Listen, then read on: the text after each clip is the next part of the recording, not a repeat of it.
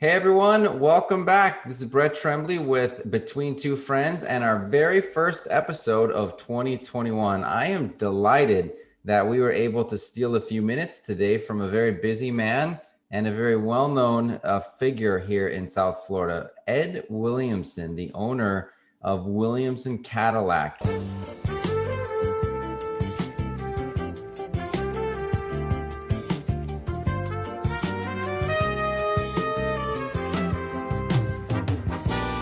And if you're down in Miami, you know this car dealership. So Ed, I cannot thank you enough for joining us today. How are you? I'm really good. We've been very busy during this very interesting time. Yeah, I wanted to ask you about that. How has the coronavirus impacted the car industry? Well, first of all, thankfully, in the state of Florida, early on, the governor decided that automobile dealerships were essential.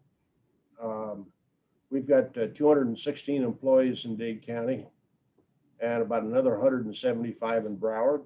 Um, and when the PPP thing came along, we decided that fit us very well because to contrast it with the downturn in '08 and '09, we actually reduced our headcount by a third, but we thought that was going to take quite a while. I didn't think this was going to take quite as long to recover from. Our business started to slow down in March. It was off more than 50% in April. It started getting better in May, and then ever since May, we've been very thankful.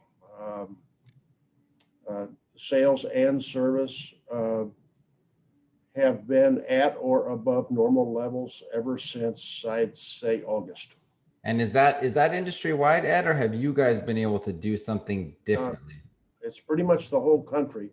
The exception is there are some states, New York, New Jersey to some extent, California, that have had instances or times during the last 10 months when the governor has interfered with their business. And it's not just the car business, as you know, there's lots of Yeah. different businesses that have been mandated to be pulled back by the government.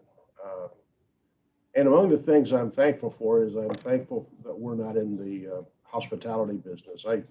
Those poor guys have really gotten hit. Yeah, it's been bad for tickets, events, hospitality. That's been very unfortunate. And it's good to hear that the car industry has remained stable because I would have assumed it would have had a dip, like a lot of businesses have. But as you stated, March and April were pretty precarious for all of us, and since then, a lot of us have been able to bounce back. So tell us a little bit more about the background of Williamson Cadillac because my office just happens to be very near your office. I can see you from my. I'm waving at your office right now. Yeah, I can see you from the window, and so I guess being in close proximity, I think I met you about 8 or 10 years ago, and I was always kind of like when there was a famous person, right, that wanted, like an NFL player that wanted to buy his mom a Cadillac. It's usually on the side of your building, and By the way, we delivered a new Escalade to Michael Jordan on Wednesday. oh, and there you have it, right there. That's a prime example. How have you been able to, over the years, become what I believe is still the number one Cadillac dealership in all of the Southeast? My parents met at Indiana University, and in '45, when Dad came back from the war, he joined his father-in-law in the International Harvester Store, trucks and farm machinery. In '48, he got a Cadillac franchise. In '54, I was 8. He bought the Cadillac Oldsmobile dealership 200 miles north of here in Lake Wales, Florida. And I grew up there. In '67, I had graduated from Auburn. I was an engineer in Columbus, Georgia, and he sold the store up there and he broke ground on a new Cadillac dealership here.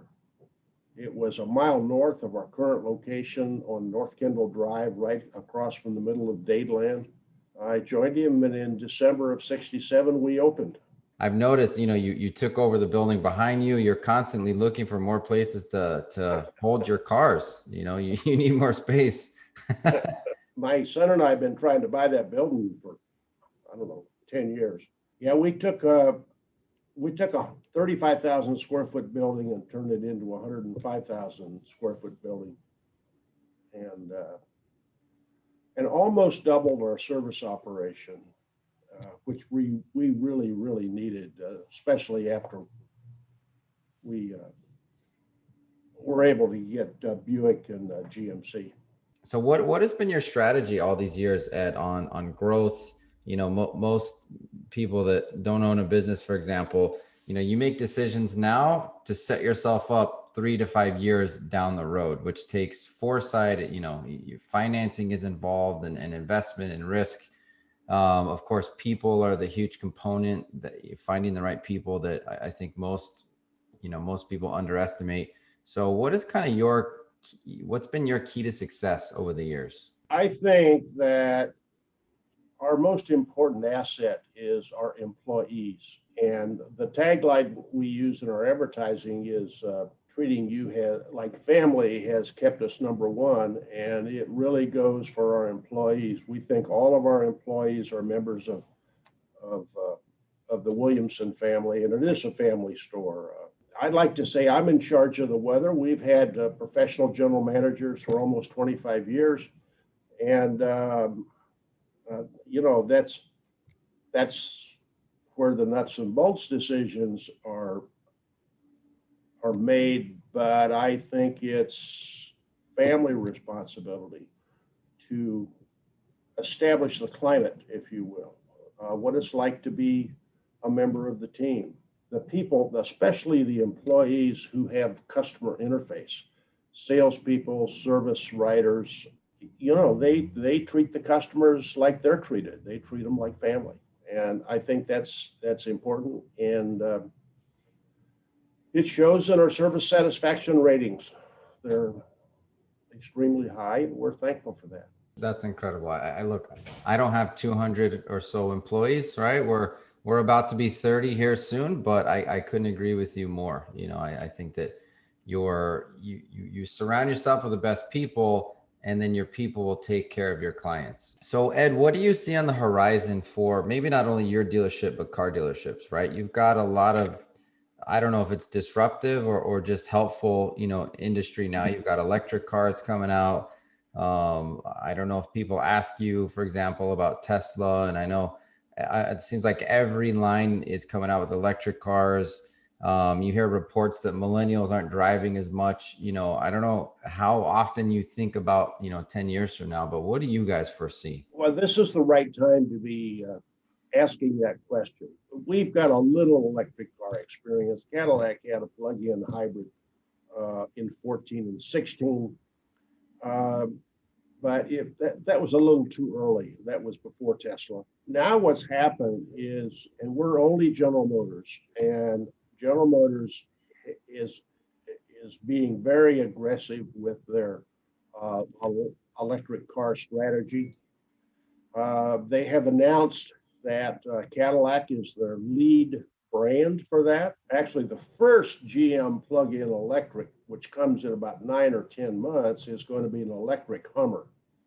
Uh, Wow. and that's going to be distributed by some GMC dealers, and we're one of them. And in fact, from '02 to '09, we had Hummer here, and this was the biggest retail Hummer store in the country. So we're looking forward to Hummer. I think the volume of the new electric Hummer is going to be pretty low to start with, but Cadillac will have their first electric vehicle about a year from right now. It's called Lyriq. It's really good looking. And Cadillac has said that market conditions permitting, the target is to have Cadillac build 100% electric vehicles by 2030. So that's basically 9 years from now. In order to take care of this electric future, Cadillac has gone out to their dealer body and said, this is what it's going to take Um, if we hope you buy in, but if not, we'd like to talk to you about buying back your franchise. To put it in perspective, we're number 4 in the country. We sold 1,260 new Cadillacs last year. That's 105 a month. Wow. The dealers that took the buyout, Cadillac volume averaged 20 a year. We sell 20 on a weekend. Every other car is what you would call, I think, a luxury car on the road here, right? You've got a higher, I think, per capita. Maybe LA would probably New York, but like for where I come from, a Mercedes, for example, is few and far between, and now it's like every other person has one. So, do you think the Miami market in particular has taken to Cadillac and Hummers, as you said, or what's your view on that? I think we've got a lot of trendsetters and followers here. Uh, I'm sure all Cadillac dealers are out there thinking right now, wow, if we got to have an all electric future, what does that mean for my sales? Well, there are more Teslas sold in the state of California than any other state. Number 2 is Florida. One of the advantages is that to Florida is that battery powered automobiles go farther in a warm environment. They don't perform as well in the cold. It saps the range. So I think that speaks well for us. In fact, when General Motors first came out with their electric vehicle, it was called EV1. I don't know, 20 or 25 years ago. They only sold it in California, New Mexico, and Arizona, and it was because of the weather. Interesting. We've got a couple of level 2 chargers here. We got one inside the building, but I've got one in customer parking, and it's very common to drive in the morning and see somebody else's some customer's electric car plugged into our spot out here, and it's kind of fun. And we're going to have more of those out there. And then the big expense, by the way, is that the real fast chargers require 480 volt 3-phase service. And if your building doesn't have it, it costs about 40 or 50,000 bucks to add it. And then the actual, what's called a 400 volt DC direct current fast charger itself runs between $45,000 and $40,000. So that's the one that'll give you 100 or 200 miles in 10 minutes. Dan Ammann, he used to be the president of GM in North America, or GM, and now he is the CEO of Cruise Automation, which is an autonomous vehicle research and manufacturing company. It's based in San Francisco. And he says he thinks 3 things have to happen before the electric car sales density gets anywhere above 5%. He said it has to be the same range or better than gas. It has to be the same price or better than gas. And then you have to be able to fill it up in 15 minutes. The new GM battery project looks like they're going, they're getting pretty close to where they have to be on the battery price. The target for everybody is $100 per kilowatt hour for a battery. So in other words, before the electric car reaches 5% of the market share, you need to be able to pull over to a gas station and charge up within 15 minutes. Right. Yeah. Yeah, that makes sense. But as you said, that's rather expensive. No, but what you said is true, and that is that at the moment we don't have the infrastructure necessary for an all-electric future. Right. But it seems to me that the gas stations already have the real estate. And so I think pretty quick you're going to pull into a gas station, and either you're going to see 2 different banks of machines. One is gas pumps and the other one will be chargers. Or I don't know, maybe the gas pump will have 2 handles. Probably not for safety reasons, but I think that's where the chargers will be. And if you think about pulling into a gas station and you you put the nozzle in your gas tank and you walk inside and you buy a Coke and a candy bar. And it's not unreasonable to think you might spend 10, 12, 14 minutes there. And maybe you pick up an extra 200 miles on your car when you do that. But most charging will be at home overnight. And another advantage to that is that all of these cars are programmed to know when the cheapest power is. So at 2 a.m. at your home, you pay less per kilowatt hour than you do at 4 o'clock or 2 o'clock in the afternoon.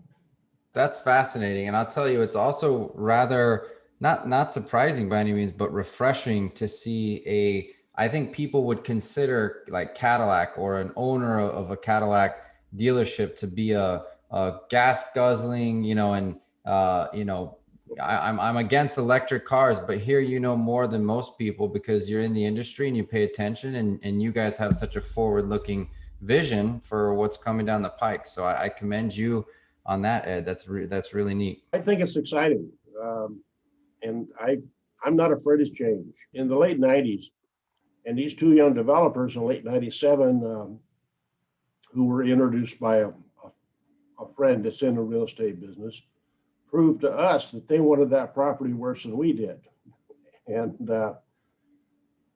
And so my brother and I signed a contract to sell it.